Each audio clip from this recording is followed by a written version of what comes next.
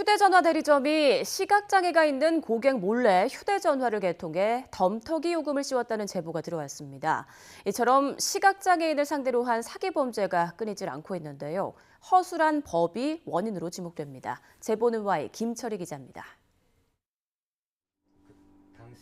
지난해 4월 고장난 휴대전화를 고치러 휴대전화 대리점을 찾은 박명화 씨. 수리하는 대신 새 전화기로 싼 값에 바꿔주겠다는 제안을 받았습니다. 중증 시각 장애인이라 계약서 내용을 읽을 수 없었던 박 씨는 직원 말만 믿고 시키는 대로 서명했습니다. 시각장애인들이 한다 그러면 뭐 읽어볼 수가 있어요? 뭐가 있어요? 그러니까 시키는 대로 하는 것뿐인데. 그런데 6달 뒤 자동 이체 내역을 확인하다가 휴대전화 2대 몫의 요금이 빠져나가고 있다는 걸 알게 됐습니다. 대리점 직원이 박 씨 명의로 휴대전화 한 대를 몰래 개통한 겁니다. 사용하지도 않는 휴대전화 요금으로 빠져나간 돈만 60만 원. 대략 그게 60몇만 원 돼요. 위약금까지 해서.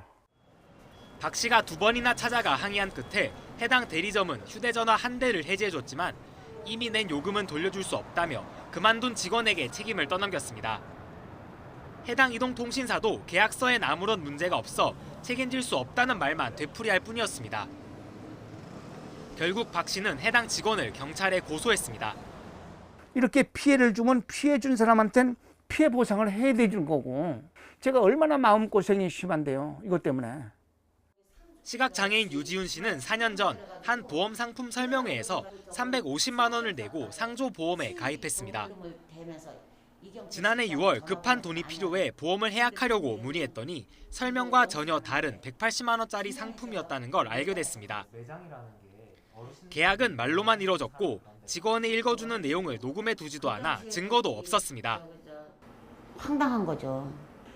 여기저기 알아봐도 그거는 할 수 없고 계약서가 있으니까 계약서대로 하는 거라고 이러니까 어쩔 수가 없잖아요. 이처럼 시각장애인을 속이는 범죄가 끊이질 않고 있습니다. 지난 2019년 중앙장애인권옹호기관에 장애인 학대로 접수된 사건 가운데 경제적 착취는 26%에 달했습니다. 처음 조사했던 2018년보다 늘어난 수치인데 계속 증가하는 추세입니다. 해마다 계속 증가하고 있고요. 2020년 통계는 아직 발표되지는 않았지만 지금 가 집계된 걸로는 전체 학대에서 가장 많은 유형을. 전문가들은 지나치게 허술한 현행법이 문제라고 지적합니다. 장애인 차별금지법은 장애인에게 악의적인 차별 행위를 저지르면 최대 3천만 원까지 벌금을 물 수 있도록 하고 있습니다. 하지만 악의적인 차별 행위가 무엇인지는 명확히 규정하고 있지 않아 장애인을 차별하더라도 처벌이 이루어지지 않는 경우가 많습니다.